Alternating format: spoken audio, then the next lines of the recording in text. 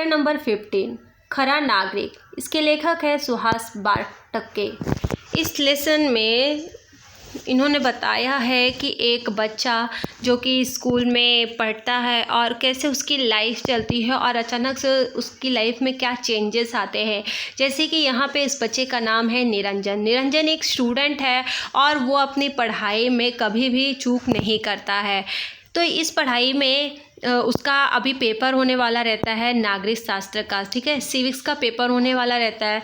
और ऑलरेडी निरंजन ने हिस्ट्री, भूगोल, ज्योग्राफी और सिविक्स ये तीनों सब्जेक्ट में हमेशा अच्छा परफॉर्म किया है। अब यहाँ पे ये बच्चा इतना पढ़ क्यों रहा है, क्या चीज़ें हो रही हैं, आइए मैं बताती हूँ। तो ये स्टोरी में क्या है कि निरंजन रहता है छोटा सा बच्चा। इसके माता पिता बचपन से ही मर जाते हैं। इसके माता पिता नहीं रहते हैं और इसके रहता है एक मामा, और मामा मुंबई से आता है और निरंजन को लेके चला जाता है दूर, और वो लेके चला जाता है पुणे साइड में, और वहाँ पे एक मौसी के पास इसको दे देता है। वो मौसी बहुत ही गरीब रहती है, उसको खुद के ही घर पे खाने के लाले पड़े रहते हैं, और उस मौसी के पास देता है और कहता है उस निरंजन को कि अब से तू इस मौसी के पास रहेगा, खाएगा, मौसी जो काम कहेगी वो करेगा, और मौसी तेरे को स्कूल भी भेज देगी। तो ये इतना कह के वो चला जाता है उसका मामा, फिर कभी शक्ल भी नहीं दिखाता। अब निरंजन का कोई नहीं रहता सिवाय मौसी के।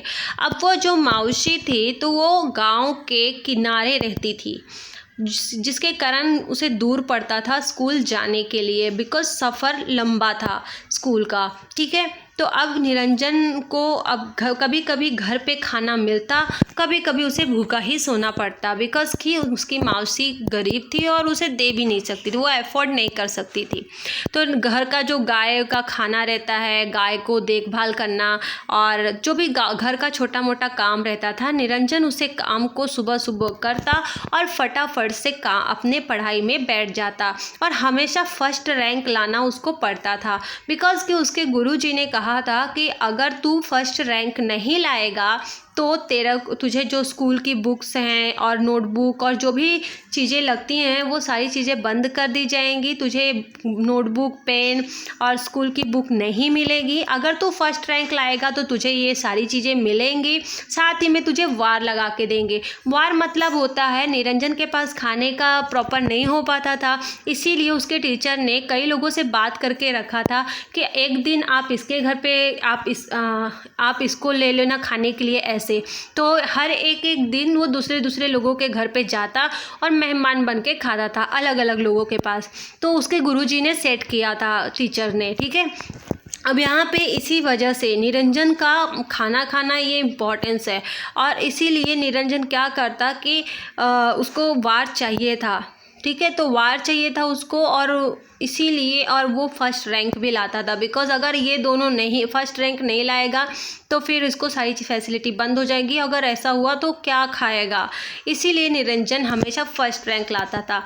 तो निरंजन का पेपर था सिविक्स का, नागरिक शास्त्र का।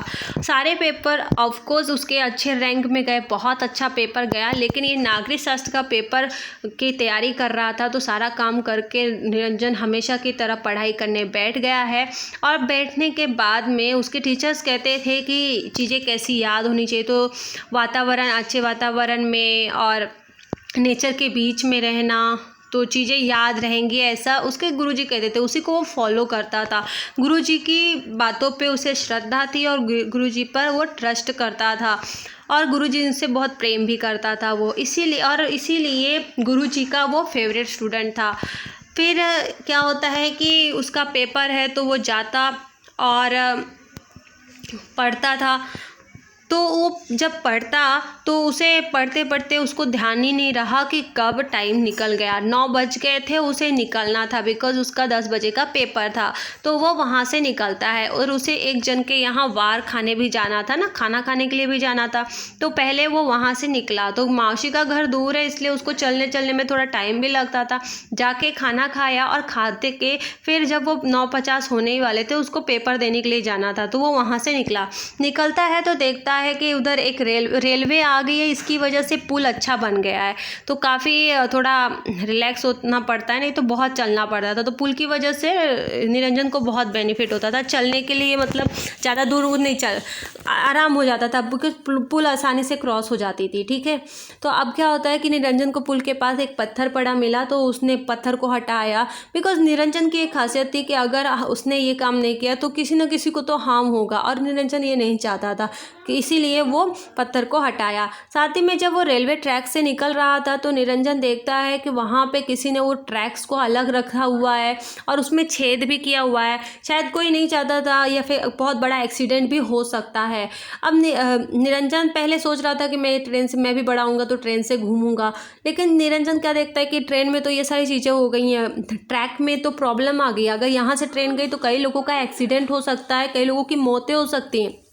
अब निरंजन का 9:50 का टाइम हो चुका है और निरंजन को पेपर देने जाने का है, और निरंजन कोशिश करता है कि मैं पेपर दूं, लेकिन अब वो क्या करे, अगर वो रेलवे स्टेशन पे नहीं जाता और वहाँ के लोगों को बताता नहीं तो प्रॉब्लम आ जाएगी, इसलिए वो जाता है रेलवे स्टेशन के पास में।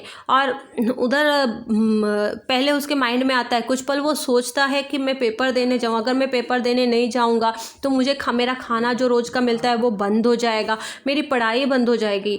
लेकिन फिर भी उसको कानों में सुनाई देता है कि लोग मारे जा रहे हैं ये वो, तो वो भागता भागता जाता है रेलवे स्टेशन में और उनको बोलता है कि जो रेलवे का रूल होता है उसमें क्रॉकेट में किसी ने फोड़ दिया है और उसमें अलग कर दिया है, एक छेद सा बन गया है, ऐसा वो बताता है। तो लोग उधर के जो रेलवे स्टेशन के लोग होते हैं वो लोग उस पर विश्वास नहीं करते हैं।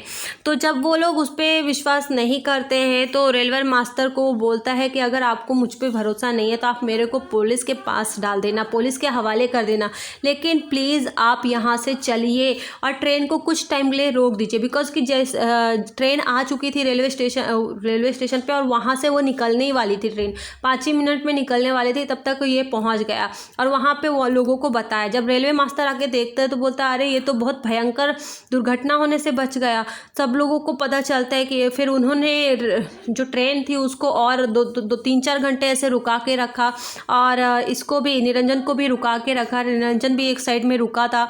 सब लोग आते हैं, जिलाधिकारी, पुलिस, जिला पुलिस अधीक्षक भी आते हैं, जितने भी लोग थे सब तत्काल आते हैं, सारे अधिकारी जमा हो जाते हैं। अब आके देखते हैं तो सब लोग बोलते हैं कि ये पहली खबर किसने दी, तो बताते हैं कि निरंजन ने दिया है। सब लोग बोलते हैं कि अरे ये तो बहुत मतलब अच्छा, बहुत ही होशियार बच्चा है कि इसने बहुत लोगों की जान बचा दी, आज अगर ये नहीं करता तो बहुत सारे लोगों की जान जा सकती थी। फिर निरंजन एक पेड़ के नीचे दुखी बैठा था बिकॉज़ कि उसका जो सिविक्स का पेपर है वो नहीं दे पाया, 10 से ज़्यादा टाइम हो चुका था और उसका पेपर छूट गया। तो निरंजन निराश था बिकॉज़ कि उसको लग रहा था अब मेरा खाना भी बंद हो जाएगा और पढ़ाई भी, इसलिए वो दुखी था और एक पेड़ के नीचे बैठा था वहीं पे। और फिर सब लोग जाते हैं और कुछ निरंजन, सब लोग चले जाते हैं, निरंजन भी अपने घर आ जाता है। बाद में उसकी जो मौसी के घर पे जिलाधिकारी, उस निरंजन के टीचर्स, प्रिंसिपल, सबको ही आते हैं और निरंजन और न्यूज़ रिपोर्टर वाले भी आते हैं। न्यूज़ रिपोर्टर उसको वार्ताहर भी बोलते हैं। तो वार्ताहर जो न्यूज़ रिपोर्टर थे वो लोग भी आते हैं और वो लोग भी पूछते हैं, निरंजन का फ़ोटो लेते हैं, न्यूज़पेपर में डालते हैं कि इस बच्चे ने कई लोगों की जान बचाई, तो एक खरा नागरिक बन के दिखाया, जो एक अच्छा नागरिक होना चाहिए। तो सब लोग आते हैं, उसके गुरुजी भी आते हैं। तो निरंजन गुरुजी को देखता है, सब लोग मौसी के घर पे आए रहते हैं। निरंजन गुरुजी को देखता है तो सब लोग उसको तारीफ़ भी करते हैं निरंजन की, लेकिन निरंजन तो निराश ही था। जैसे ही गुरुजी आते हैं उसके पैर पड़ता है और बोलता है कि मुझे माफ़ कर दीजिए गुरुजी, मैं नापास हो गया, मेरा जो सिविक्स का पेपर था, नागरिक शास्त्र का पेपर था, वो तो छूट गया। तो गुरुजी उसके सर पे हाथ फेरते हैं और बोलते हैं कि तू तो एक अच्छा नागरिक है, फिर तू नागरिक शास्त्र का पेपर कैसे भूल गया? अरे तूने कई सैकड़ों लोगों की जान बचाई है, तू एक सच्चा नागरिक है और तू छोटा है लेकिन फिर भी इतना बड़ा काम किया है। और तू ये मत सोच कि तेरे खाने का क्या होगा और पढ़ाई का, अब ये जो हमारे जिलाधिकारी हैं ये तेरा करके देने वाले हैं हमेशा के लिए। अब तुझे वार खाने के लिए किसी और के घर में जाने की ज़रूरत नहीं होगी, ये सारी फैसिलिटी तुझे देंगे। तेरे घर पे ही। और फिर साथ में उन्होंने बोला कि तेरा पेपर जो डूब गया है, बुड़ गया है, डूबने को बुड़ बोलते हैं, मिस करने को बोलते हैं बुड़ाला, तो वो अभी तेरा मिस नहीं हुआ है, तेरा कल पेपर होगा, तो तू उससे चिंता मुक्त हो। और सबके आंखों में पानी आ गया इस बच्चे को इस तरीके से देख के। तो ये थी स्टोरी निरंजन की कि किस तरीके से वो एक खरा नागरिक बना। आप लोग को भी एक खरा नागरिक बनना चाहिए, एक सच्चा नागरिक बनना चाहिए। अगर आपको भी लगता है कि कहीं कई लोगों की प्रॉब्लम्स हो सकती हैं तो आप ज़रूर वहाँ पे जाइए और हेल्प करिए उनकी। आई होप कि ये स्टोरी आपको पसंद आई होगी। प्लीज़ अपने वैल्यूएबल कमेंट ज़रूर दीजिएगा और इस वीडियो को जितना हो उतना शेयर करिएगा।